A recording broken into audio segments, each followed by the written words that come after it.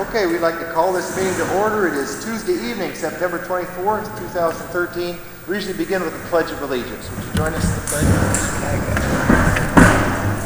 Pledge allegiance to the flag of the United States of America and to the republic for which it stands, one nation, under God, indivisible, with liberty and justice for all. If we talk without the microphone, can you hear us all right? Okay, well, if you can't, let us know. Welcome to our evening quarterly meeting. When the new commissioners came in at the beginning of the year, one of their goals was to have quarterly meetings out and about the community in the evening. So we had our first one in Fostoria. Was that January, February, something like that? No, it was March. March.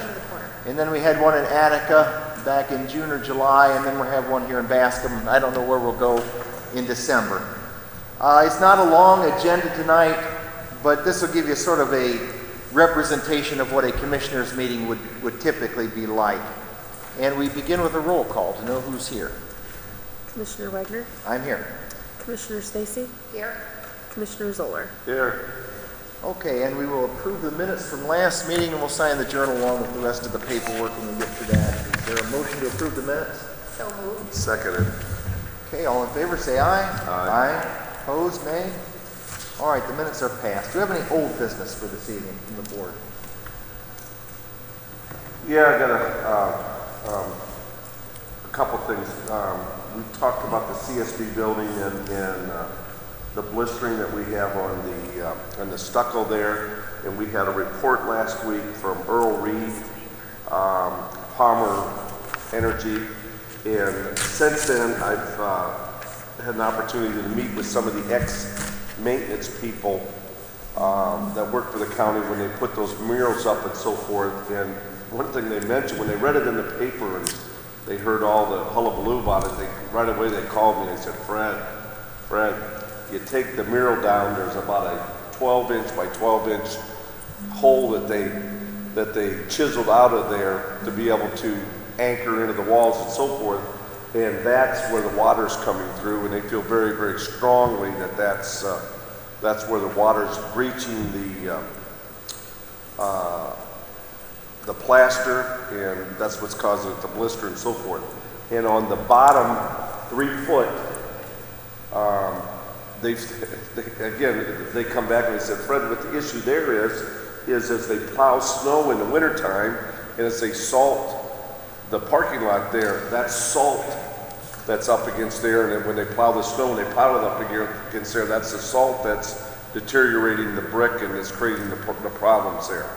Now, I went back to remember we had a bid for $80,000 to basically replace or put a new type of wall up there and so forth, and that was the recommendation by Palmer Brothers, or Earl and Palmer Energy. It was one of the recommendations. One of He the presented a couple things of potential ideas of how you could render it this way. I think we're absolutely wasting our money to do that. Well, I would.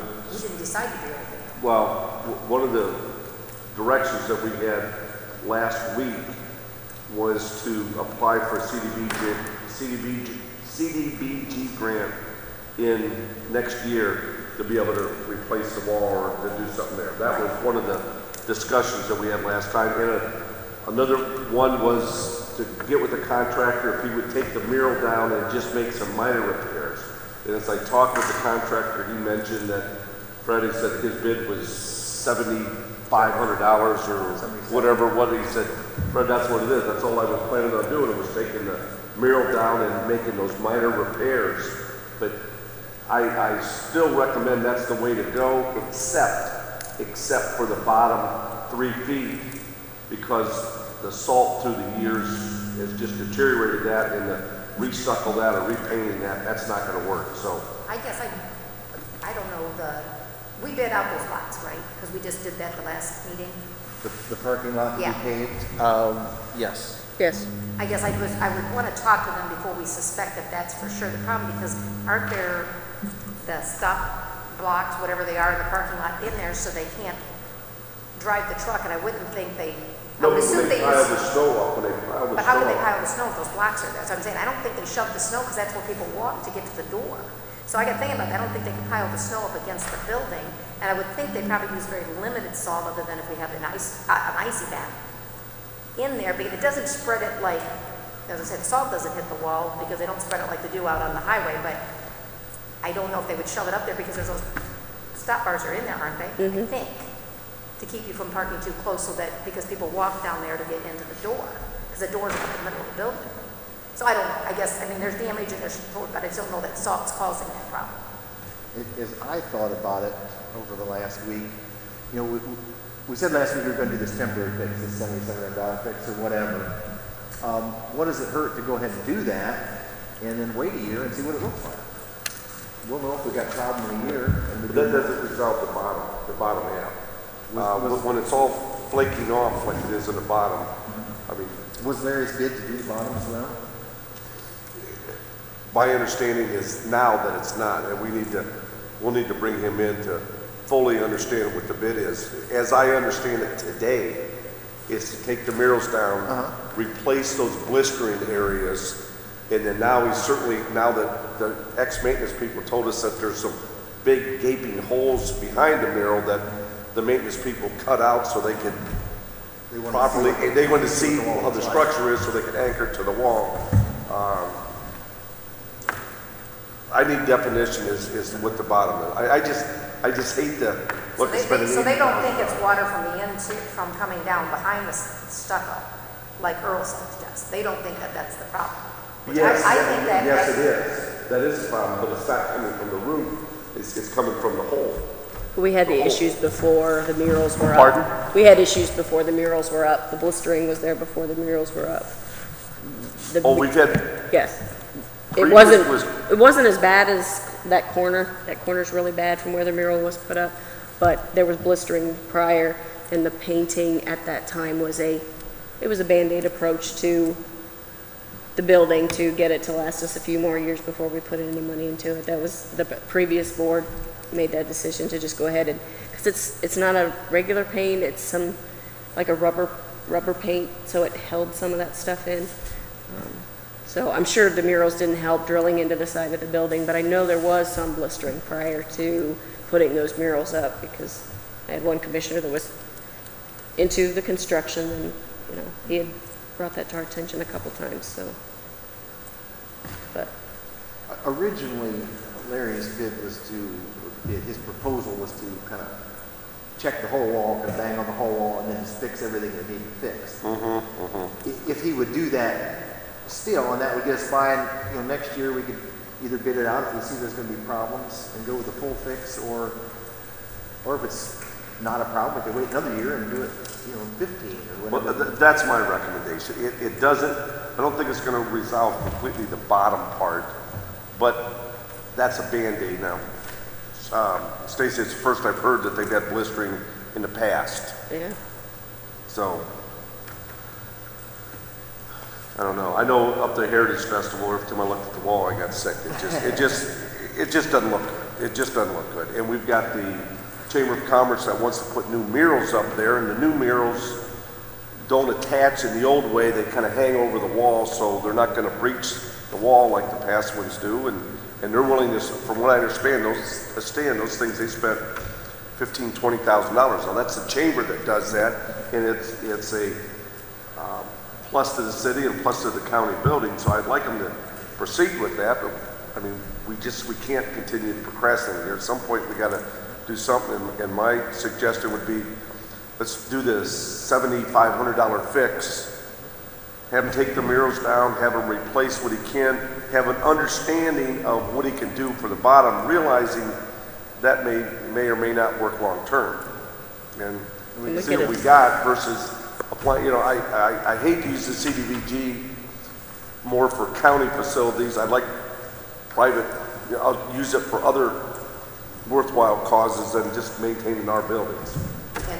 And that, who uses that depends on who applies, because it's other governmental, local government groups, the villages and townships and stuff where that can apply for those dollars. And I know some years there wasn't many applicants, and other years there's more. We had 6 or 7 this year, 3 or more ours, and 4 from others or something. And I'm fine if no one else applies for it, and then we pick up the rear, I'm fine, but I don't like to put, yeah. Okay, so either way, the first step is to have our local contractor do the $7,500 fix. Is that what you're thinking Right, too? I mean, you get the murals down and then make sure that is, you gotta still do it for 7,500. And I think by we don't apply for CDBG until about June, correct? Right. So by June, we'll have a handle on whether that's going to be a problem or not. So top, bottom, the whole thing. So is the direction here to go ahead and advise the contractor he can start it, take the murals down, patch the blistering, do what he can for the bottom. You know, however, realizing that there's no guarantee in anything here, and let's just see how it takes care of a problem, short term, see how it works more of a long-term situation. That sounds good to me. Yeah, versus spending 80,000. Yeah. Does that work for you? Where, yeah, and like I said, we weren't saying we were gonna spend 80,000, I just don't want it to sound like we had decided, because we had not, that we were gonna look at, that was just a range of options, Okay. you know, and a range of costs when he presented that. Now, will you contact him? Yep, I'll be glad to contact him. And I want definition more of what his intention are for the bottom 3 foot, and to get kind of an understanding of what he can do and can't do before I can completely sign off on it. That's all right with you guys. Okay. Do you have anything else? Not for old business, new business. Do you have anything, Lauren? The Portage River, we talked about it in the meeting, but we went to that meeting today. Just, Jeff and I attended a Portage River cleanup petition project to both learn that it's been around longer than we knew because it was 2008. And we have a very small portion. Mark Zimmerman informed us it's what, 200 parcels? 200 acres. 200 acres that are Seneca County. The project had somewhere along the lines had additional branches of the river added to it, so that's part of the reason of the delay, but still it was just a minor update to hear where they're at with the soil and water, getting it far enough along that the engineers can take it and do their part to it. So still going to be some time down the road before they're ready to have hearings and that kind of stuff, but just another thing we have to get involved with because we have part of the county impacted. Yeah. Okay, thank you. Thank you. Did you, staff, have any old business? Since you mentioned the quarterly meeting, being the next one it appears to fall right at the end of December, and I think it was either New Year's Eve or it was Christmas Eve, where it was falling on the holiday. Nikki and I were looking over and going over the schedule, and I think I talked briefly to Holly about it, potentially changing that so it falls on the beginning of the quarter instead of the end of the quarter. Maybe trying that instead of doing it in December, because we're going to be the end and doing all of our budgets in December. If we could start it in January and instead of doing the March and the So we keep it on the quarter. Why don't we just forego December? I could see problems with all the work that's got to be done at the end of the year. But then we can start in January. Go January. For the 2014, at our organizational meeting, establish if we want to do it the first month of the Yeah, quarter. that's true. With our organizational meeting, we'll have to just set that. because we're always following the very next week from the township meetings, and just a That's thought true. we were kind of discussing that way. It'd kind of separate the township meetings and our meetings a little bit, and we could fall at maybe the beginning of the quarter instead of necessarily the end of the quarter. Something to think about. Like I said, we'll have to do our reorganizational, but it gives us an idea to look at the calendars, to plan ahead. Plus, with December being our budget, we did want to talk about making sure if we were still wanting to try to do that, we can. But with budgets and holidays, Yeah. didn't know if that was Is that okay if we put it on for January? Okay, fine. Let's Okay. put it on for January. Anything else? Old? I might mention to you, this probably isn't old, but I'll likely forget it if I don't. We have a Thursday meeting this week, and I have issue 1 starting at 8 o'clock that morning, so I may be a couple minutes late for that. That runs till close to 10, so I'll be there as quickly as I can. Okay, a new business agenda? new business. I have bill vouchers 110 to 113. I have an appropriation adjustment for the Child Support Enforcement Fund 019, moving $250 from contract services to HSA contributions.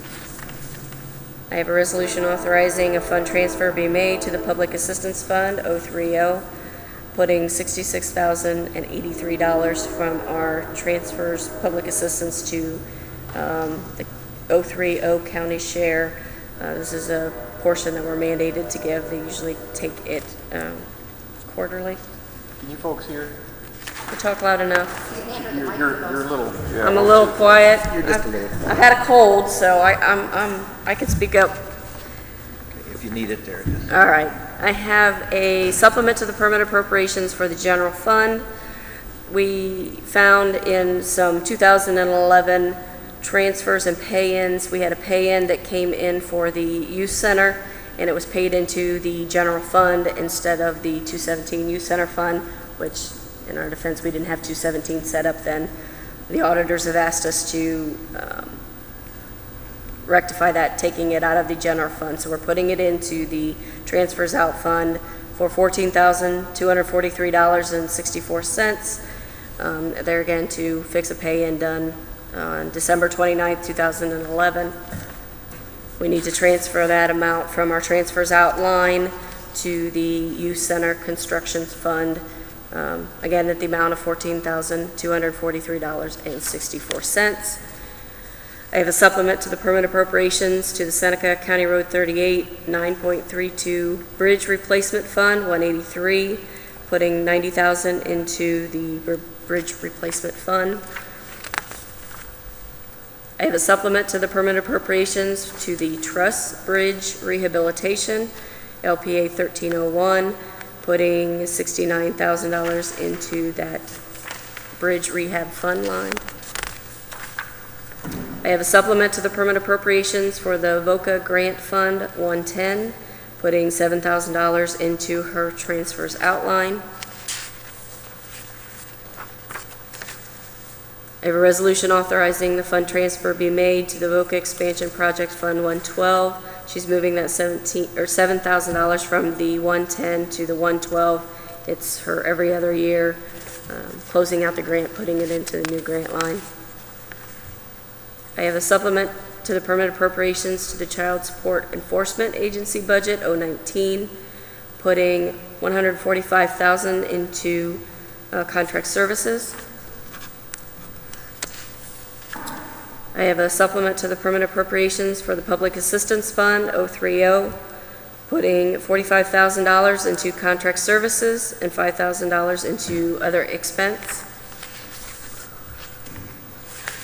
I have a supplement to the permanent appropriations for the VOCA Expansion Project Fund 112, putting $29,100 into salaries, $440 into Medicare, $4,075 into hospitalization, $4,485 into PRS.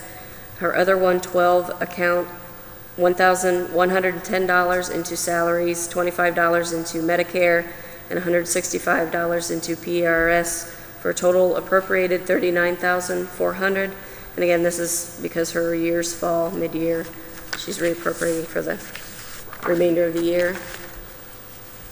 I have a supplement to the permanent appropriations for the VOCA Expansion Project Fund 112, putting $1,050 into her 112-109, $4,150 into her 109 and 109 supplies, $1,476 into her contract services in the 0109 account, $1,080 into the contract services for the 109 account, $1,350 for travel, $1,550 for other expense. And that's all the resolutions I have. Is there a motion to approve those resolutions? Make a motion, we approve the resolutions as stated. Second. Second. Do we have a motion and a second? Is there any discussion on any of the above items? Just might note that it looks like we're moving a lot of funds around here. Very few of these are general fund.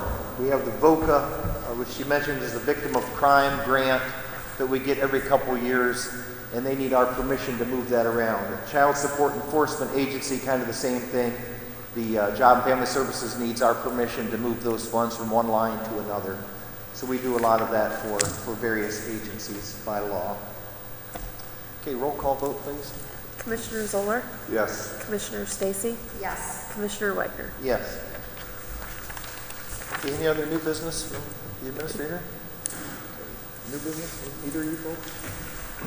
The Ottawa Sandusky Seneca Solid Waste District meeting is Wednesday morning, 8:30, and he asked to get an idea if he's got a quorum, and I told him that I was coming and that I would remind the two of you, maybe let him know or let me know and I'll tell them, because I think that came out later today. I don't know, at some point we got an email. Wednesday, this Wednesday? No, the 2nd. I just looked at it, October 2nd, next week. Yeah, today's on Tuesday, but next Wednesday. I'm in for that. Okay, I'll have to let you know on that. Okay. Sure, I'll let him know. That's like 8:30? 8:30 in Yeah, Fremont. 8:30 in Fremont. Okay, thank you for that reminder. Ready? Yeah, a couple things is, one is, as we look at this 53 coalition and my proposal was that we would, right now, ODOT is putting together this study to open up the corridor from 2330 to Route 2, and they proposed to have this study in no more than $100,000, of which they proposed to pay $50,000 of that, and the other $50,000 to be of the coalition members, which would be Ottawa, Seneca, Sandusky, and Wyandotte County. I have made a proposal, and I need to get a commitment from this council, this commission, to see if that proposal is something that we can go forward with. And that proposal was, quite frankly, that Ottawa and Sandusky County would each contribute $10,000 towards the project. Wyandotte County would contribute $5,000 towards the project, and Seneca County would contribute $25,000 towards the project. And the reason that Seneca County has the higher note is, let's just call a spade, is Seneca County is the one that is going to reap the most benefit, where Wyandotte County is the least contributor to it because they've got Route 30 and Route 23 there as 4-laners. Sandusky County's got the Turnpike. Ottawa County has got Route 2. So that's where I made the suggestion. And of the $25,000 that I'm proposing that Seneca County contribute towards this part of the study, that 50% of that be raised through private donation, and the other 50% would come from the county. So I would need a commitment from the county for $12,500 to contribute its part towards the study for the 53 corridor process. And everyone's got to realize this is and I've mentioned this many, many times, and the commissioners have heard it before, and everyone that's attended the COG, this is a long, long process. This is, if you look at a 10-stage process, we're probably in stage number 1.5 or 2, so it's a long way, but it's a start, and I just need a commitment from this commission that we can support that, because if not, as I continue to go to the other counties and gather their financial support to it, I got to make sure that the home base is going to cover theirs. I'm pleased to announce that from a private donation standpoint that we've been able to raise about $8,000 to date. And that's with really very little effort. It's amazing to me the amount of calls that I've been getting and businesses and private supporters that are supportive of this whole process. So I need to make sure that Seneca County, that we're behind it for our share. So I'd like to have input from commissioners to.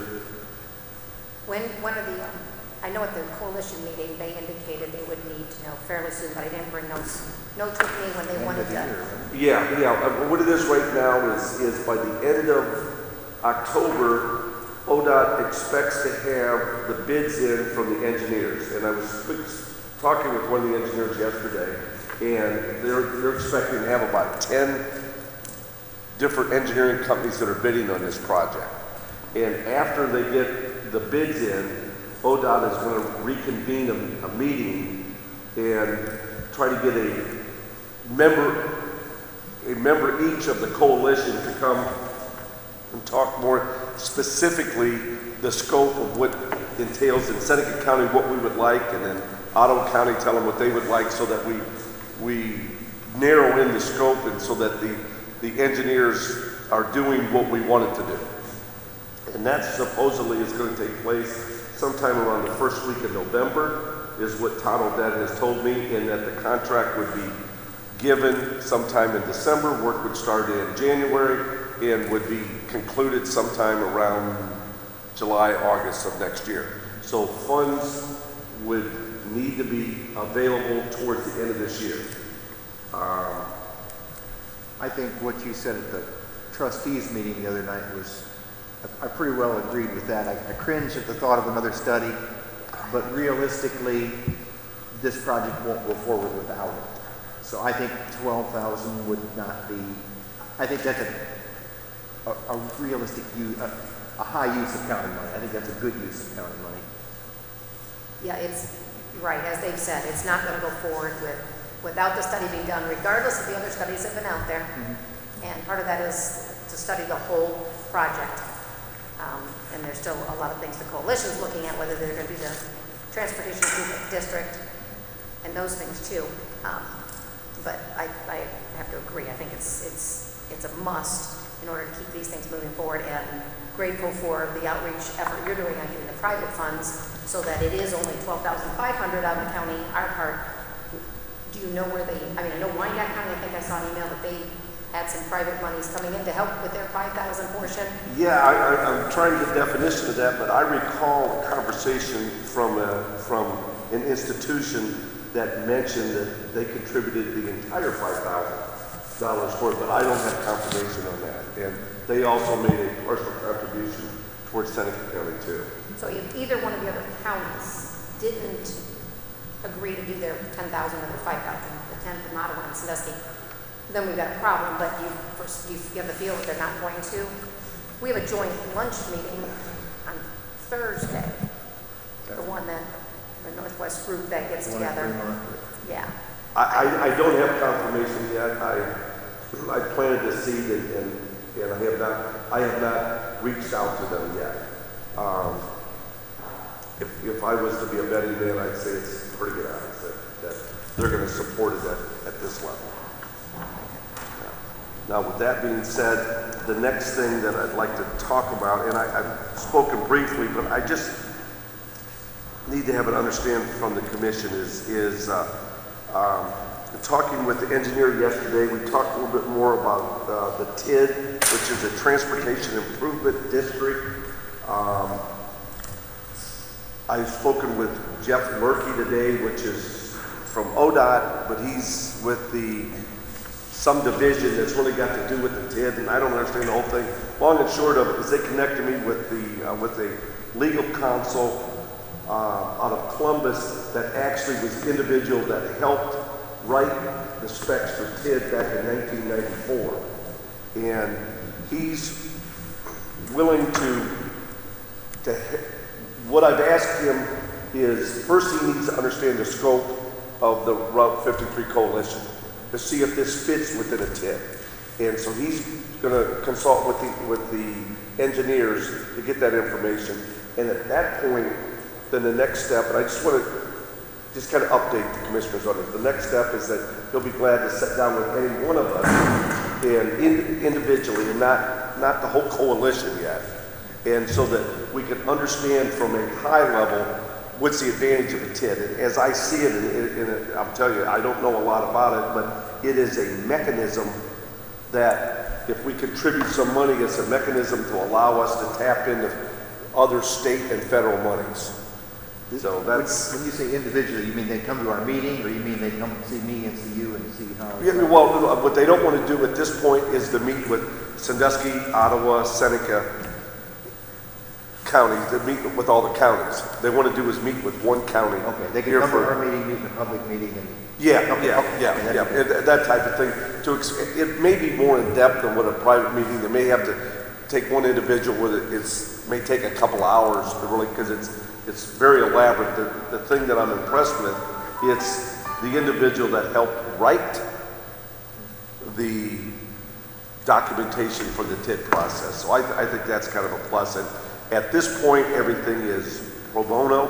There's no cost involved with it or anything. Right away, when you get lawyers involved with it, you hate when the clock starts ticking. But I just wanted to update everyone on that. And the thought process there is that hopefully we can gather this information to first decide if it fits for Seneca County.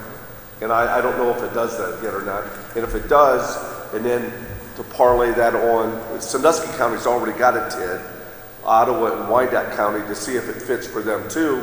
And the way I understand it, we would do individual TIDs, not collective TIDs. And so there's a lot of information that we have to understand before I can certainly vote for it, and I'm sure my fellow commissioners before they do. But that's the process that we are moving forward. I'd love to have it come to a meeting. I think that'd be great. TID is a Transportation Improvement District, in case you're wondering what that meant. And I think there are a lot of benefits to having one, but I'm going to have to be convinced because they have a lot of power. It would create this new entity that can toll roads, it can do assessments apart from elected officials. So I'm going to have to be convinced, but I'm certainly willing to listen. And that's all I'm asking this point is, let's listen, let's bring the individual. Again, first you've got to do is understand this the 53 corridor and if it would fit within a TID. Okay. So it's my mind, after talking with him an hour on the phone today, I had a headache and I said, well, it's enough. I'm like a mule, I sit down when I hear too much. All right. Go ahead. Last issue, and I'll tell you, if anybody,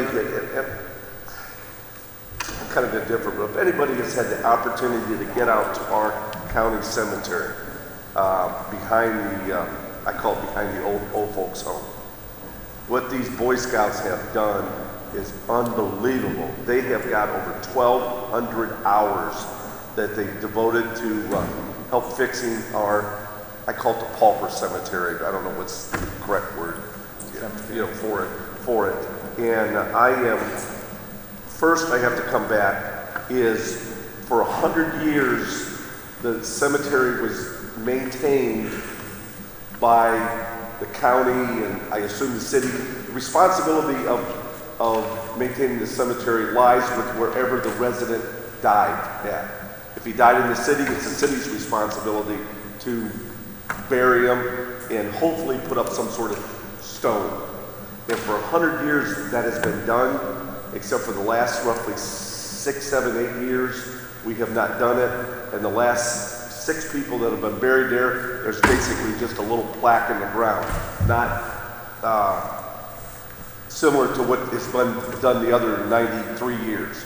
So we have, as the Boy Scouts, Troop 444, and one individual is going after his Eagle Scout, is working to renovate and fix up the cemetery. We've got roughly, it's either 6 or 7 plaques that need to be replaced. And those need to be replaced at a cost of $200 a piece. I've got a commitment from the city, we've done some research, and three of the graves out there are residents of the city, and the city has agreed to pay for those 3 plaques at $200 a piece, so a total of $600. They may fit it in this budget, but equally I've got the provider of this, Welly's Monument, that they would forego the invoice until next year so they could get into next year's budget for the city if they don't have the money this year. We have 2 of them that are county residents, and so I'm asking this commission that we pay for those 2 stones at $200 a piece, so that's $400. And there's one of them that apparently is in Pleasant Township, and Holly, you were going to look into that with Pleasant Township trustees. And I didn't make their meeting because I didn't get away from my other meeting in time. They have the information. They asked for a couple things today from Stacy. Their concern is, spending the money on this and not that it's not a great project and that it's been cleaned up, but whether they want to spend that money by the code, it has to be a stone or a concrete marker of some kind, is what it says, so for the permanency of it, and the lasting of it, with the name, the age, if known, and the date of the death, according to the death certificate. And so, I'm not sure where they're at. I know they were concerned because theirs was not technically a resident, but the last known address at the migrant camp made it a resident, and so that was one of their questions, and they were doing their checking. So that's where they were at with it. Basically have 100 stones out there, or 100 graves out there, and 94 of them are with nice stone. I say nice stones. It's very. You're assuming the county did all those, and I'm not sure that's the case. I think a lot of those might have been private burials. You know, they go way back to the 1800s. I would be very surprised if government did even the majority of those. I would guess when that was a nursing home, and maybe somebody out here knows, that a lot of those were just private burials and just happened to be on county property. I'm just trying to keep it uniform with everything else, and it's a $400 expenditure for us, it's a $600 expenditure for the city, and $200 expenditure for the Pleasant Township. And So the city has committed to doing it? The Yeah. last meeting, I thought they had. no, not they have. committed. I have a commitment from, now, as the mayor explained to me, it may not be paid till next year, because they can get it in next year's budget, but apparently he has some overrun because of the catastrophic situation that just happened last week with the death of the 5 individuals. There's been a lot of money that's poured in for the burial of these, so the mayor's saying there may be some extra money available where he can pay that $600 now. If not, he's made a commitment that he would pay it the first of the year, and Tim Welly of Welly's Monument has made a commitment that he would delay billing to the first of the year. So to me, that takes care of the city's issue. It's just a matter of the county's $400 and Pleasant Township's $200. And then we could complete the whole project, and that would lead me to the next. But we can provide a stone of some other kind if we didn't want to do the headstone, if we wanted to just make sure they are marked by law, as Pleasant Township could. I have to say, it's only 400, but it's 400. I understand. I mean, I understand. and as much as I think it's a valid county Boy Scout project because it is a county cemetery, but it's the indigent, and they're there because nobody wanted to take care of things for them, so the proper things were done, and at least a basic marker is needed. But to go to the extent of spending additional money and making more, I struggle with that because I don't know that. I understand. Like I said, I $200 here, $400 here. I hear what you're doing, but I'm just trying to keep it uniform. Let me just pipe in for my 2 Yep. cents before you go to the next thing. I think you're getting ready to move on. 2 separate issues here. The Scout project, and we're all very, very proud of Mr. Gase and all those that helped him. I think he's just done a tremendous job, and we support him with that, letting him use our recycled money for that concrete. We're all very supportive. The second issue of buying new headstones for graves that have never been marked. These aren't replacement headstones. These are graves that have never been marked by choice. Is that the wisest use of taxpayer dollars? I'd rather see it spent for that 53 study and things that are going to make a difference going down the road, going ahead. Is it worth fighting over $400? Probably not. But I'm not excited about buying new stones for graves that were never marked. Okay, that's just my 2 cents. Where do we go at from here? Well, I think we're going to need to know if we're going to meet in accordance to the law and have a stone or concrete marker. I guess I'd at least like to know what that would take to, just to have a comparison. If you're going to end up being, even to put like Memory Gardens, I believe is the name where they have the concrete markers that they can mow straight over. Well, they got, let's call it 100 graves in there. They got 94 that are all with one set of markers. And we're going to have 2 or possibly 3.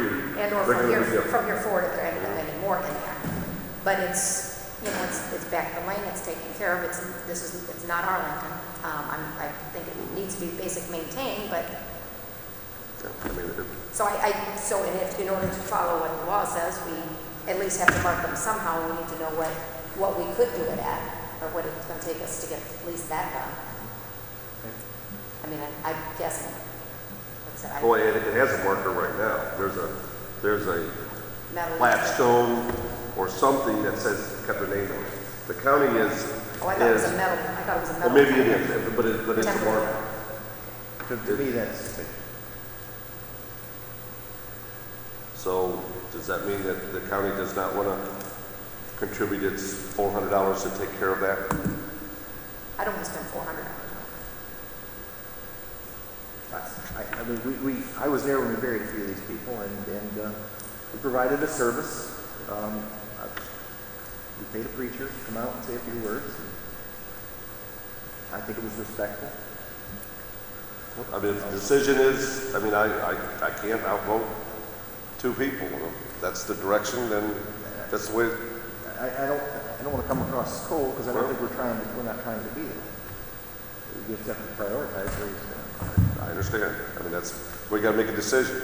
How if you're against it? And I against am, it? because I don't see it making a difference if, like I said, we have the maintenance of it, the project was great and all of that, but like spending the things on the things that make a difference now for it, that's not going to change anything.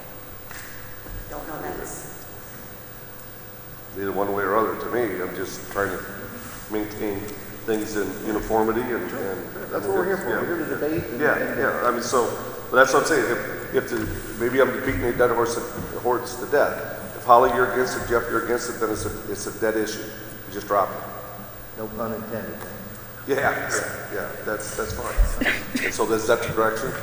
That's my direction. Okay, that seems to be a done deal then. The next issue I would advocate is because there has been a lot of volunteers. I was out there one day, and I'll bet you there was 20 people out there. These were all adults, the fathers of these students, because the scouts can't be out there until after school and so forth and so on. I would recommend that we do a rededication ceremony. I'm proposing that we do it November 3rd,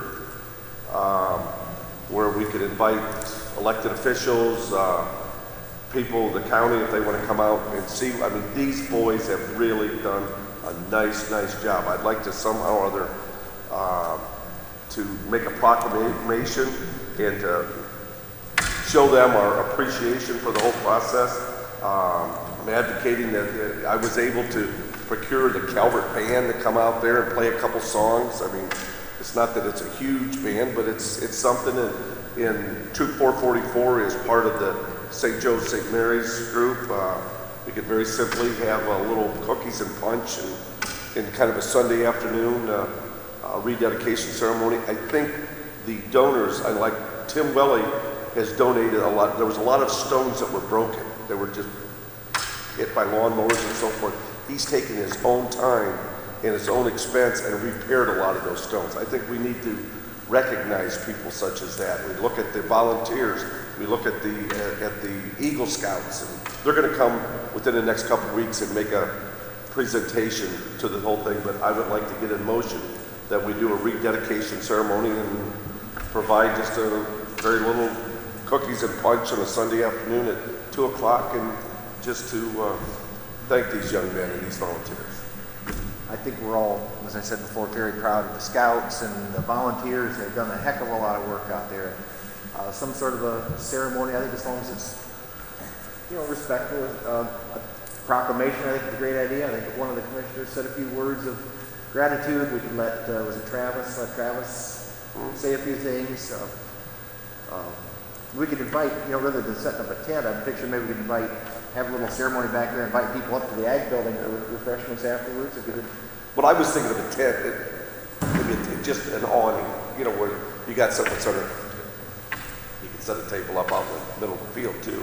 Who knows what the weather will be like. Yeah, absolutely. Not a tent where everybody, you got seating, things and so forth, but they have it right back there. And these boys, I truly recommend people go take a look at it. These boys have put a lot of work in this, a lot, and did it all for nothing. And so I think it would be only appropriate to recognize them, and also the other people that have given financially. They've raised, I think, $2,500 of their own money towards this project. You have thoughts on? And that is a Sunday, so hopefully we don't need any county employees for anything, so I wouldn't want to make them work on Sunday. And obviously, if we work on Sunday, we got to pay them for working on Sunday. That takes away hours from their work week, but, so if we can just So we make okay pretty to go- much show up go and ahead with make that? it happen, I guess that works. I mean, I don't see it needing a lot of advanced work other than coordination. You can coordinate with what time they're gonna be there and that stuff, Yeah, right? yeah, I mean, just setting up a table and get a couple gallons of punch and a couple cookies. I think we gotta check on if we're allowed to spend the money on punch cookies for a public event like that. I talked to Derek today, he's gonna get back with us. Pardon? I talked to Derek today, he's gonna look and he'll go back to us. So that it sounds silly, but that is a use of, Don't we love government? yep. No, I think we definitely need to do some sort of recognition. I'm kind of a simple guy, I like simple things, but I guess if you want to do band's fine. I mean, they're there. It's not going to cost any money. And I'm telling you, these boys have put a lot of sweat into this project, and I think they need to be recognized and make a little bigger deal out of it than just go out there and shake your hands and say thanks. Okay, we're okay You with that? didn't say to propose a time, you just said Sunday. 2 o'clock. I'm proposing November 3rd, 2 o'clock,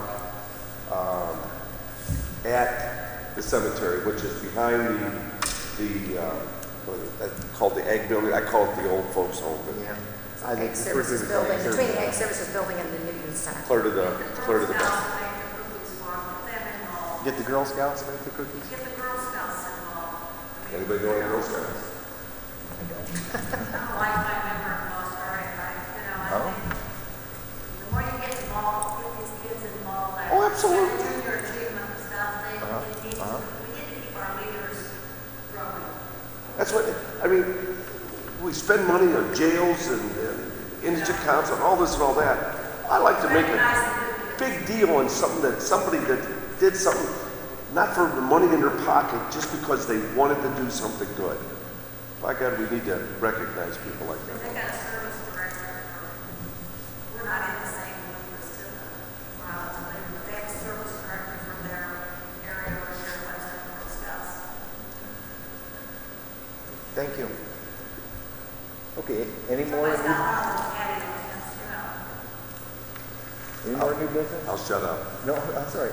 Did you talked about the OSS? No, I already, yeah, that's all I had down. I have not heard back from Board of Elections, so I don't have anything new to report there. Now, is bond council, is that going to be? We have them here and Mr. Majors to speak as well. You on a time frame, Ken? No. Okay. Okay, we have some folks here, bond council. They were going to kind of update the county on the bond situation, where we're at, where we could potentially be in the future. So whatever you'd like to tell us. Do they want to use the mic? Would you like to use that? I think it might be a That's little nothing better that's- for everybody, if you don't mind. Part of we're passing it on, talking in discussion. You're pregnant. I'm very I'm pregnant. Katie, nice to meet you. That's right. Yeah, How are you? Nice to see you. yeah, I sweat my mouth so much that I have to use my mouth. I'd like to recognize that we've got a couple of our elected officials that came in. Thanks for being here, and I don't know specifically because of the bond stuff, but Julie Atkins just came in, our county auditor. Damon Alden's back here, the county treasurer. Wave, I think everyone knows who you guys are, but appreciate you guys coming out tonight too. And I think it's very perfect they're here for this presentation. So we have Katie Kleinfelder and John Larson with us today. Yeah, I want to introduce myself. I'm Katie Kleinfelder with the RBC Capital Markets. I work in Cincinnati, Ohio, and I've done several issues with the county. Most recently, the 2009 refinancing for several different issues throughout your tenure, and put them together. Did a pretty nice transaction, which saved the county quite a bit of money. And this is my co-pilot here. His name, I'll let him introduce himself. I'm John Larson. I'm a lawyer at Squire Sanders in Cleveland, and I've worked with the county since early 1990s on this financing matters. So the presentation tonight, I had some information prepared for you as the bond underwriter, and that's my job, is to help bring the county to market with issues, sell the bonds, and then close the securities with you. So my job is really to help you through the process, manage your credit rating brought some information about the current outstanding indebtedness of the county with me tonight. So if we could, we could just flip through the presentation materials together.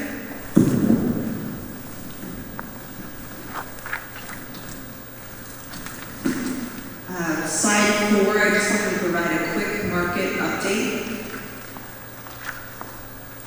So the market has traded well, very well, into November of last year, where we hit a market low on November 30th of 2012. And these three lines, the dark line is the 30-year, the middle shaded blue is the 20-year, and the light blue is the 10-year.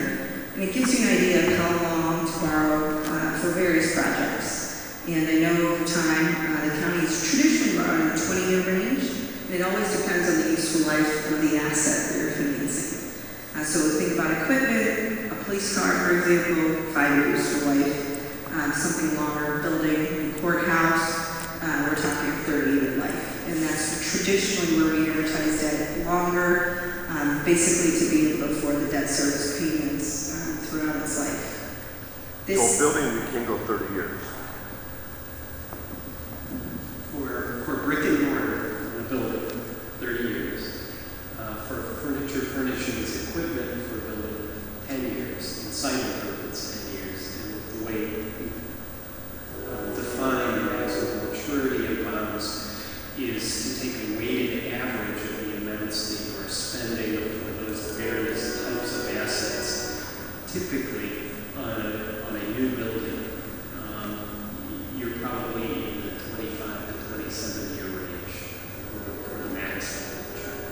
I don't understand, if bricks and mortar is 30 years, how do we get down to 25 to 27? Because that isn't all that goes into the building.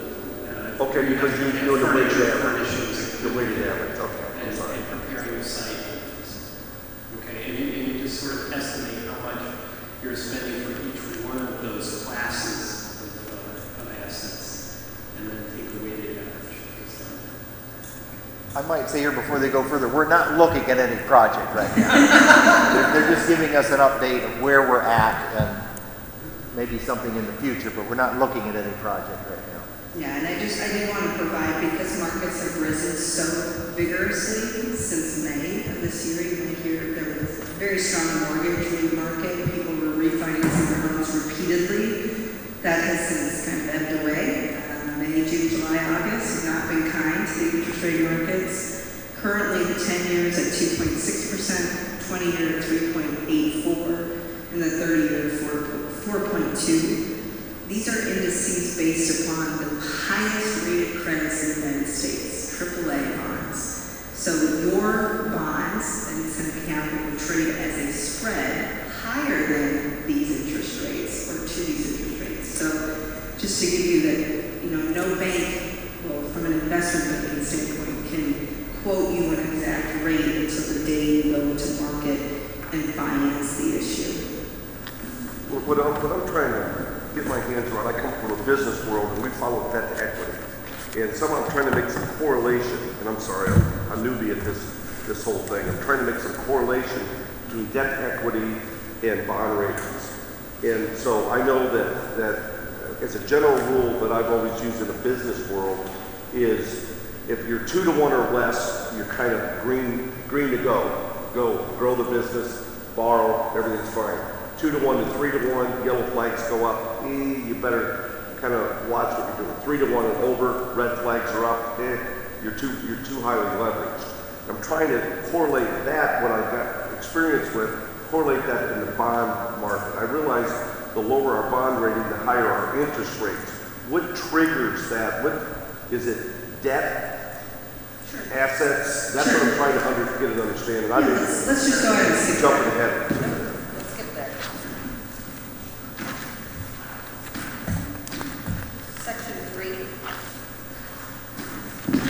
I just wanted to show you where the county's ratings are. An A1 credit rating on slide 11. Where you at?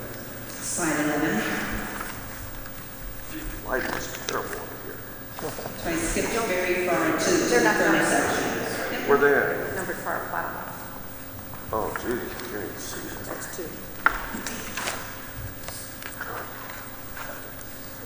Section 3, okay. These older people take them a little longer. I'm sorry. So these are the three main companies that provide credit ratings in the United States for corporates and municipals. Moody's, Standard & Poor's, and Fitch. The county has a Moody's credit rating of A1. It's the fifth highest credit rating that credit can achieve. And it's based on a number of factors, actually seen on the next slide. Go to, sorry. 2 slides, 13. We'll come back to that. So currently, Moody's employs a very, very transparent system. 40% is economic strength, 30% is financial strength, 20 management and governance, and 10 debt. So to your point, debt to equity ratio important, but 90% are other factors. Oh, really? Much different than the private market. Significant on your tax base. So starting with the size of the tax base, the historical growth, the classifications of property, agricultural, residential, tangible property, and that was obviously phased out. Those are very important to the size of leverage eventually that you can assess. And so traditionally, debt is looked at from a debt to equity ratio, debt to assessed value ratio. How big is the tax base on a general obligation pledge of the county? And also on a per capita basis, how many people live here? And how wealthy are those people to be able to make sure that they can pay their tax liability? So that's why the economic strength and socioeconomic factors, population trends, median household income, median home value, very much are objective factors that feed into a credit rating and a credit determination for an outside third party to assess your ability to repay. Remember, it's Moody's Investor Service, not Moody's Issuer Service. So they're serving the greater public to say, what would you assign the credit rating and worthiness of an institution to pay back? And the institution here is Seneca County taxpayers. The second most important, 30% financial strength. So we're talking mainly about the general fund here. Sales tax revenue. How is the sales tax performed? Very important, critical for a county's credit. Over a trend. They don't want to make a rating just today. They want to make a rating that buyers can assess bonds in the secondary market when they trade bonds 2, 3, 4 years into the future as well. So this is a prospective idea of also where the credit is headed. And they've also assigned negative, stable, or positive outlooks accordingly to credits. Currently, again, the county's rating is A1 with a stable outlook. Annually, the county auditor often is given this information or asked about this, but there's a surveillance process that they ask for information about your tax base, ask for collection data about the taxpayers, what percentage are delinquent, and what percentage are paying their taxes on time. Those are very important statistics that feed into your continuing disclosure obligations that Squire Standards Indexing helps you with, as well as information that's sent to Moody's to make sure that you're maintaining your creditworthiness in the marketplace and they don't have to have a conversation with you to consider downgrading. All of these factors, there are 16 sub-factors underneath of each one of these credit categories, are up for reconsideration right now. Moody's is relooking, we have a footnote on the bottom of the list. They announced this about a month ago. They're considering changing the ratios you see right here to 30, 30, 20, 20, and upping the debt profile. They're really staring at that last bottom, you see A through D, pension funding ratio. They are very concerned in the state of Ohio that we have unfunded pension liabilities occurring at the state level. OPERS, STRS, SERS, a number of different retirement So that parlays back on the county, even though the state hasn't maintained proper funding of it, that affects the county. Yes, sir. Eventually, what this is happening, actually of 33 credits nationwide, there were currently 39 credits. 9 were Ohio school districts up for review. 39 nationwide, 9 were credits in the state of Ohio, 7 of which received downgrades because of the state of Ohio's unfunded pension liability, falling down to a very, very, very long formula down to the liability of those individual districts. And potential liability, I should say. I shouldn't say liability, I misspoke. Because this is all an exercise, right? And eventuality about how strong will the 8% return be for the pension fund versus what will play out in the future if it doesn't hit 8% for the actual, and the actuarial value of what we're feeding into the system now and monitoring now for the actual retirees and the baby boom population in the next 25 years. So I do say that I wanted to make you aware that debt will be likely be a more weighting factor by Moody's in the future, especially with the pension liability being attributed down to the individual local government level. John, do you have anything to add? A couple things on that, and for perspective. Those Ohio entities, absent the city of Cincinnati, which has its own pension program, is not part of the state system. Those entities that were downgraded were, for the most part, among the highest rated school districts in Ohio. And as you talked with some of the analysts about what they were thinking, they would say that if you attributed using the Moody's analytics and formula, the unfunded accrued liability for the state teachers and service and school employees of the funds, they looked unlike many of the others, or the median other, for the highest rated entities across the country. Second thing to say is, and so they did get knocked down, but don't feel too bad for them because they're still very, very highly rated. Second thing to say is that Moody's is doing this sort of in anticipation of a change in the government accounting standards for rules on pension liability information, and they're sort of trying to get ahead of that in their efforts here. But generally, all governments across the country are going to be facing an attribution of greater pension liabilities.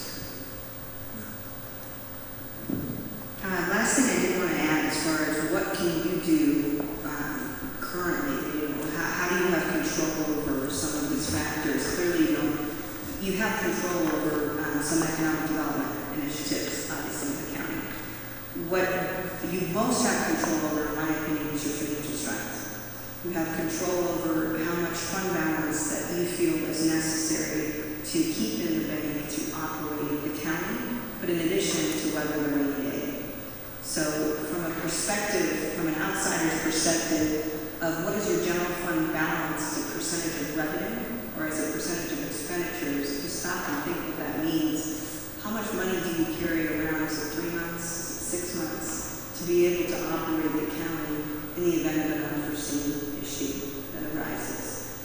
I will say that the higher percentage that we carry, although that is probably somewhat cuts against the public policy of taxation, higher taxation, it does help control your liquidity and your risk profile from a credit perspective.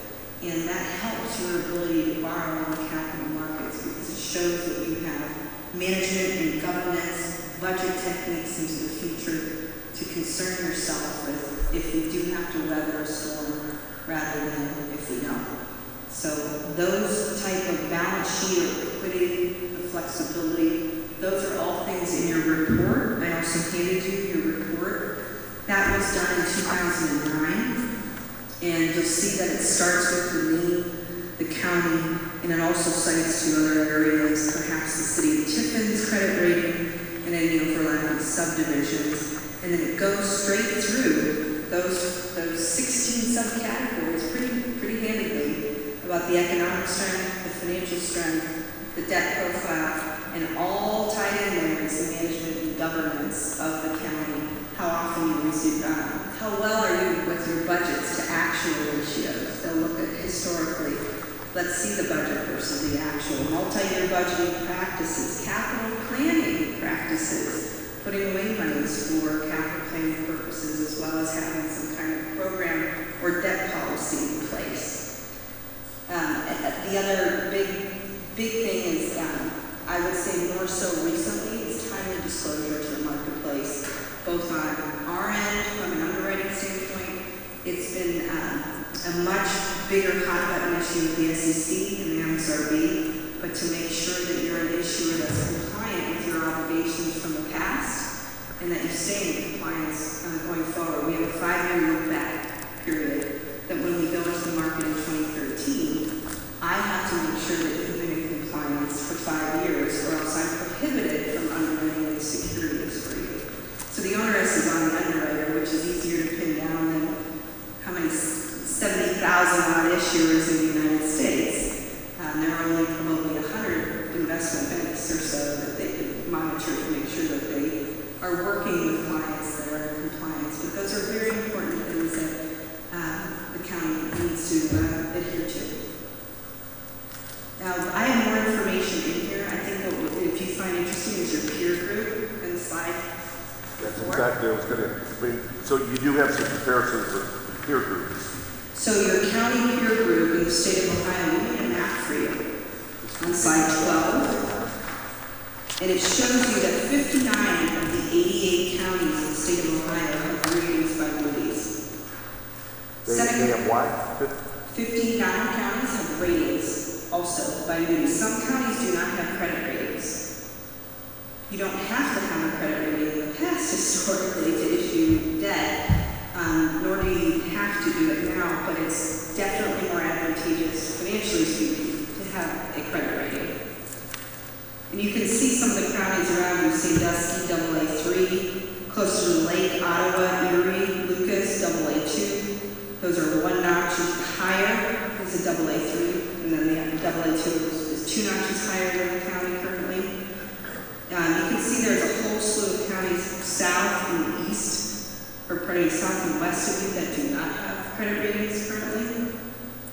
And also where other counties kind of stack up. The only triple rated county in the state of Ohio is Franklin County. We also did a median graphic here to give you an idea.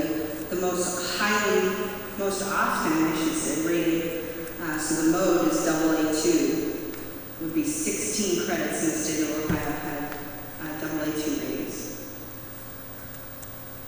The bulk of the credits are centered right around AA2, AA3, and A1 though. If you have any confusion about the report, by the way, it says A3 on there.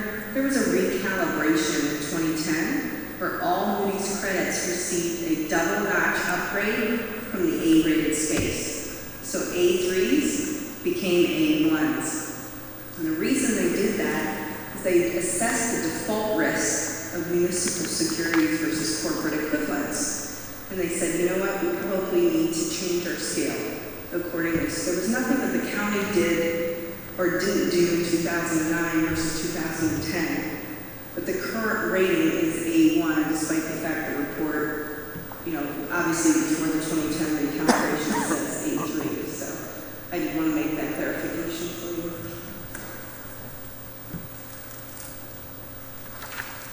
Any other questions I can answer? Tons of them. I guess what I'm trying to get my hands around is it's much more complex than TETAC. Based on Seneca County's current financial obligations, if I recall, what was it? It was 5.4. A little over 5. Yeah, 5.4, and we've got a $575,000 a year debt payment. That's going to go to 2019 and then we're gonna lob off about 450,000 of that. We're about a $500,000 right now a year debt service is what we pay out of the general fund through 2018.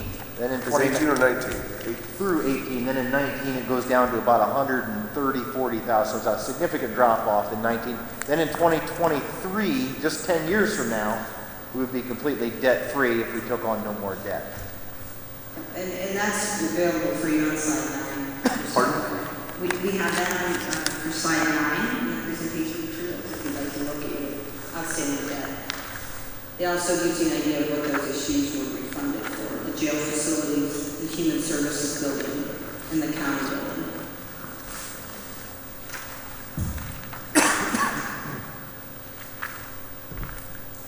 Oh, it's currently, what? Of the 5.3 million original issued on these issues, 3.5 million, 3.6 million remains outstanding. Remains outstanding. And that does not include the note, correct? We have a small note as well that is not bonded. And it's Yeah. on the account. Katie doesn't even keep track of that. That's just a small. In aggregate, with all your outstanding bond anticipation notes and all your outstanding bond is, I say, general obligation securities, it's 4.875. 4.875, okay. And that's putting the bonds and the other borrowing together? That's just the bond, correct?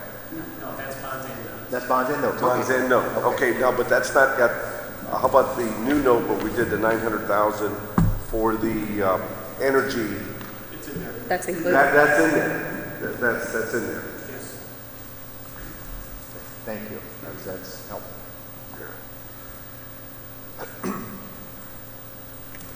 Any other questions from the board? When you have a chance to review the report, perhaps, you'd be more than welcome to call me with questions.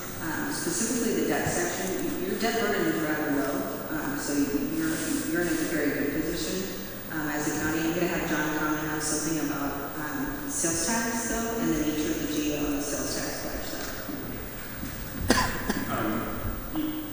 Your county burden, your county debt burden is relatively low from what we usually see.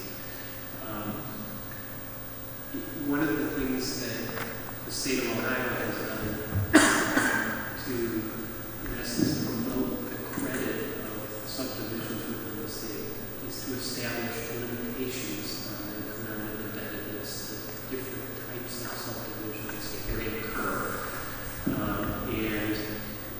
There are debt limitations that are directly related to your assessed valuation, and there are debt limitations that are called indirect debt limitations. A debt limitation is called an indirect debt limitation that is correlated to your authority to levy unvoted property taxes to generate debt service on any one property in the county.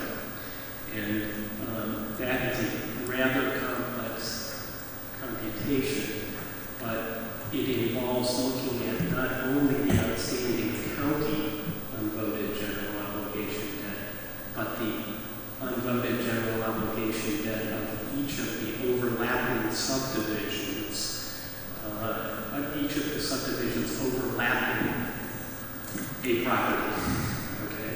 And to determine. Yeah, and I'm just gonna say, but I know your first and foremost thought is to go to the school districts and how much tax, but they always ask for, I shouldn't say always, Yeah. often ask for a vote of the people, and those are outside of what he's speaking about. Right.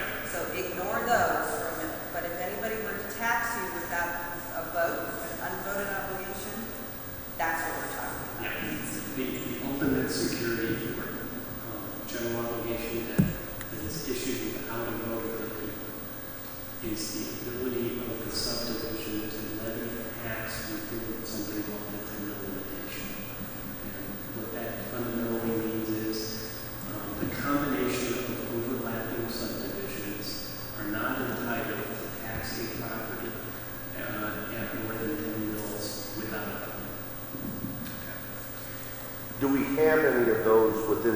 county that will approach that 10 mils, approach that 10 mils. That, yes. We do. But if you look at the combination, the amount that will be required by the combination of the matters for their individual unloaded general obligation that hurts. What happened in Seneca County that is a problem going forward for you, and increasingly so, with respect to issuing unloaded general obligation debt, is that one of the school districts issued a very large issue of unloaded general obligation debt that has debt service requirements in 2031 that, based on their current valuation, would require 13 plus net levy, which means you're done. So are you telling me, I'm just trying to understand in layman's terms, I'm sorry. So you're saying there's a school district that is proposing, that has, that would already put us over this 10 mil limit In 2031. In 2031. in 2031. I'll be retired. If I may. Okay, so, a couple of lines. We're obligated, for the debt that can happen 20 years from now? No. If you issue new debt. If you issue new debt, Yours goes away in 2023. remember, Pardon? yours goes away. in This goes 2023. away in 2023. Okay, so fundamentally, this gives you like three options, all right? One option is you use the time between now and 2031 to amortize your debt that you would issue new. Okay, bonded for less than 20 years. Yeah. Okay. So 17 years. Yeah, okay. Don't hold me exactly to that because Depends on it the creeps amount. up. It creeps up. It depends on the amount and so You on. can't borrow $30 million. Another possibility is to ask the voters to approve a voted general obligation bond issue. That gets you outside, has to be for a single purpose. So it should ordinarily be a significant project. And the third thing that can be done, and this has been done in your neighboring Sandusky County for exactly the same reason, is to issue sales tax revenue bonds. Okay? Those bonds are secured by a pledge of your sales tax as opposed to a general obligation pledge. The security is different. And it's restricted. You can't raise taxes to pay it back to the investor. You're just pledging a part of your General fund. general fund. Yeah. Fundamentally. Yep. Exactly. And that's a little more expensive bond than the general And it obligation. would have a different credit rating. It would not, it would be different than what. Lower or higher? Higher? Well, I mean, yeah, so sometimes over time, you'll go one credit lower than the GO pledge, but because of a whole host of factors, in addition to how robust sales tax is on its own, but potentially even what's going on in Detroit right now, how the market will see and how the credit rating agencies will see, it might be on par with your general obligation rating. So I wouldn't go so quick to say the way I would have 5 years ago that it's definitely lower. So, I agree with you, Katie. And the experience in that's- Sandusky County was that they ended up with the same rating of the sales tax revenue bonds as they had on their outstanding and voting general obligations. But, so, in a nutshell, right? Thank you. Anything else? We'll let you ask, Jim? Yeah, I got a headache. Just hypothetical, and I hate to even say this for the papers here, I wish I could be this off the record. Just hypothetically, say we wanted to take on this project, and this was a $7 million project, but just how does that affect the county? I mean, cash flow wise, bonding wise, rating wise, so forth. get into specifics there. And I think they started out, And we're not proposing to do any of that, I'm just Well, looking number at one, hypotheticals. so right now, for a 20-year bond issue at 5%, each $1 million you borrow is 80 grand. So 80 times 80 times 7, 7,000. 560,000 is how much money per year you have to amortize in 20 years. How would that affect our bond rating now from the A3, A1? How would that affect our, Well, it would double your debt load, so it would double all the percentages against your assessed valuation base, et cetera. First of all, though, I don't even know, I think we'd be prohibited by the indirect. I mean, if we go past 20 years, 2034, we couldn't do it on. yeah, you can't even do it.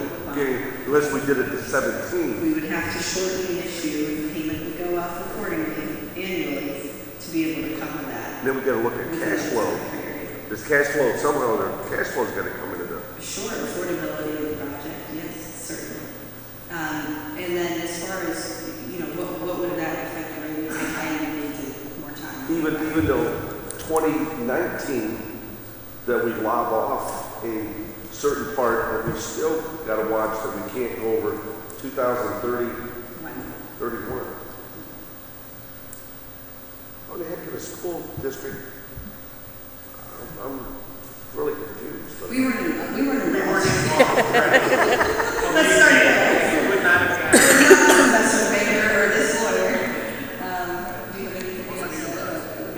516? Clyde Green. Can you run some, I'd be happy to. Yeah, we can do that and then get a report back. Yeah, and I guess the other couple of things. One, don't lose sight of the fact that you're not bound up by that limitation if your ratio is sales tax credit accounts. Okay, so if you want to go forward, That's pure you cash can go flow. forward. Yeah, pure cash flow. That's exactly right. I'm fond of saying there are three down limitations. One's the direct down limitation. Yeah, the second is the indirect, and the third, and usually the most important, is can you really fit it into your budget? So we'll run the sales tax and assess the creditworthiness on whether or not it will likely come out of the A1 and then make some determination. you can do those hypotheticals there. Sure, yeah. Yes. Before 7 weeks. You bothered me standing up, I put that. Well, the dogs are barking, so. Any other questions you want to ask at this time? And we do have both of your numbers. We can look this over and give you calls. Yes, and please read the rating report, and also if you have questions on that about how they assess something. It gives you an idea of their methodology, you know. It's good to hear that we're low compared to other counties. The percentage, Yeah. it is, you'll see that it says moderate debt burden. You hear the language that they're speaking. Opinions are their opinions that we're not allowed to change or you're not allowed to change. Those are their opinions of the market. So, thank you. Thank you so much. Yeah. Nice to meet you. Mr. Majors, would you want to update us on the EMS this evening? I don't really know how to follow any of that, so I'm just gonna go with what I. Ken, you're gonna have to talk louder. Okay, This thing. I can do that. Oh, I probably don't need that, but I can do it. All right, hi, I'm the EMS director, I'm Ken Majors. So really what I came in tonight to talk to you guys about is just an update for EMS. I haven't been in a couple of meetings. So I know we talked at the Township Association meeting last week, and I updated everybody with what we were doing. What's important, and especially in light of recent events and all the things that we've been doing, is several months ago I came here with an idea to do some recognition for the volunteers. We've got, right now, currently about 120 volunteers who volunteer for EMS. They really don't get paid anything at all. A couple of the townships do it with reimbursement, but it's not really any kind of payment structure. So what I was looking at doing is doing some sort of recognition for them, some rewards. Looking through the budget, we probably went through it, I don't know, 3-4 times. Really no room for that, because our budget, as you guys know, you understand these numbers a lot more than I do, but I just know that our budget, we do a lot. We do so much with so little, we pretty much can do anything with nothing. And we have been doing that for about 35 we've never done any recognitions with volunteers, really anything formal.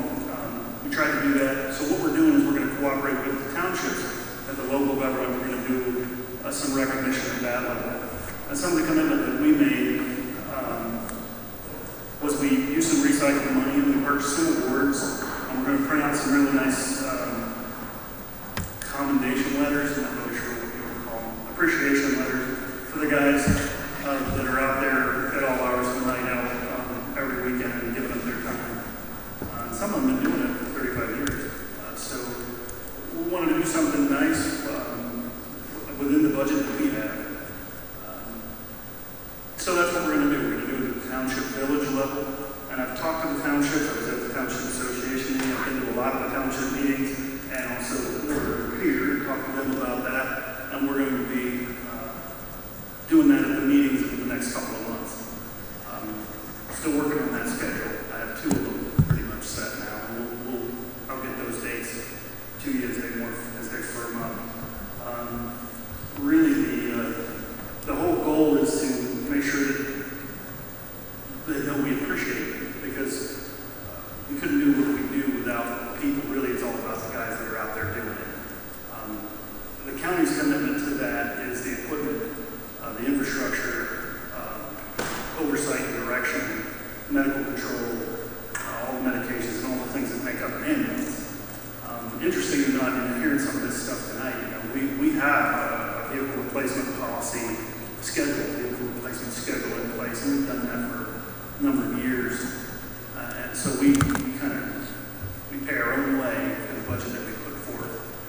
And what that doesn't do is give us any money at all for personnel. So we depend on the townships and local government to provide those folks for us. And gracefully enough, they do that of their own accord. And the volunteers are very important to us. So it's good that we have excellent equipment and excellent leadership for excellent people. And I think we do.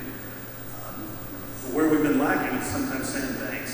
So like I said, in light of recent events, I won't rehash that. But if you see a volunteer or see a volunteer firing or an EMS person, just say thanks. And I know that means a lot. And you may not even know them because they walk among you. And you wouldn't know them. They don't all wear blue and other white shirts. The next thing really is, like I said, the vehicle replacement schedule that we're doing. Our new echo unit that we've been working on for a few months will be in service by the end of this week. Plan to bring it to you. Get a picture of the paper. And it is a nice vehicle, and it's replacing a vehicle that was new in 2005. So that was our goal. The echo unit, as we know, responds all the way across the county, average 2-3 times a day. And it seems like we've been running all over the place lately, about 60 runs a month. So that needs replaced. It's tired. So the new one will be there shortly. And at the end of this year, we're budgeted to buy a new ambulance for Green Springs. And ambulances, in case anybody doesn't follow the trades, they cost about in the neighborhood of $200,000. So an ambulance is a pretty big investment, but we don't have to finance it because we put forth the money ahead of time through the budget. So that works out for us, and it kind of gives us some flexibility in the way that we specify those vehicles. Training's going well. We've got good attendance at our trainings. We're doing a bunch of training. I spent some time today getting training ready because for every hour of training you do, it takes about 2 hours of prep. And all the paperwork that goes with that. So really, I think that you ever don't know. Oh, more good news. The training, we got about 12 to 16, and I know that's kind of an oddball range, but 12 to 16 new EMS volunteers are going to be attending school coming in October. We're going to do that right here locally. More EMTs. So I've been out beating bushes and talking to people and kissing babies and doing all that stuff to try to get people to come out and help us. And they are. They're responding. But, 5 years ago we had 150 volunteers. Now we've got 120. So the burden gets more. So we're needing people. So if anybody knows anybody that wants to be an EMT, what we'll provide is the training. And all of it that goes with that. Training, equipment, and all of Training, that. equipment, everything you need. We just need people. Is that 100% of their training? That is 100% of the covers training. the TABA? It is, yeah, we pick up all the initial training and then we provide, at no cost to them, the continuing education that's required. Very few people realize how much time is really invested without actually being on call to be emergency medical technician. And has that been probably the largest change in, like you said, 35 years we're doing this, but the biggest change is that The number of hours that the training hours keep going up? like what you were asking of the budget folks, how can the state affect what we do? Well, the state affects what I do, and that's because the way that they write the protocols, the procedures, the requirements on volunteers, it's almost like they're trying to get rid of us, but we're hanging on by our toenails. So we'll meet their requirements, and that's more dedication on the volunteers' part to spend their evenings and weekends away from their families to come and do training, and we do. How long does it take that new group of people going into training? The new class Before they're starting in able to October, serve. It'll be about 4 months. It's 2 nights a week from 6 to 10. I'm not sure if it's a Monday, Wednesday, or Tuesday, Thursday, but it's one of those, and then some weekends. And takes about 4 months. So they'll start in October, we'll finish up after the first of the year. Hopefully, and that just popped in my head, with the 12 to 16, we can actually stretch the cost of that over 2 budget cycles. So that'll actually help us. But we've got a commitment from the local governments and the townships that they upfront the cost, and then once the guy graduates, we pay them back. And that's something we put in place back in 2008, 2009. And it's been very successful for us. And that way we share the cost, and we end up paying the full bill. It just stretches it out over time, so we don't have to come up with 15 grand tomorrow. Is that based, when you say local governments, that's based on where the 7 ambulances sit? Right, yes. They usually do it right from the squad's budget themselves. They have a very small budget, and they just pay for the guy to go to school. And once he completes, gets a certificate of completion, they send it to us on every person. And they make a commitment, if they're trained by us, to run For 2 years, a period of 2 years. And 2 years is a good round number for us because, and most of them stay longer than that. Some of them stay forever. But they have to stay 2, and we'll send them a bill. And we've only had to do that maybe 3 times since I've been here. And usually we get them and they know right away. But we tend to lose some. Either they go get a full-time job somewhere because the training we give you is marketable. I mean, they can get a job. And there's really none here. We don't pay ATs here. So they have to go somewhere else. But a lot of our folks stay because they're here to serve their community, and that's what it's about. Once your schedule's together on when you're going to do some of that service, I don't know if I can't speak for the other commissioners, but I think that would be nice if, one of us was able to possibly join you at that particular township meeting or squad meeting or whatever type of meetings they are. Right, yeah. I hope we're going to do it at the township level, and hopefully with districts that share a squad, we can do one. Bassin Joint, for example, there's Hopewell, Loudon, and those Bassin. That board, we're going to have one for you guys. I can speak to Jackson and Reed, Jackson and Bettsville at the township, and also Liberty Township there's a lot. And so they're going to try and do a joint and an ADR, and hopefully Adams, Pleasant, and Green Springs, we can all kind of consolidate these things so we can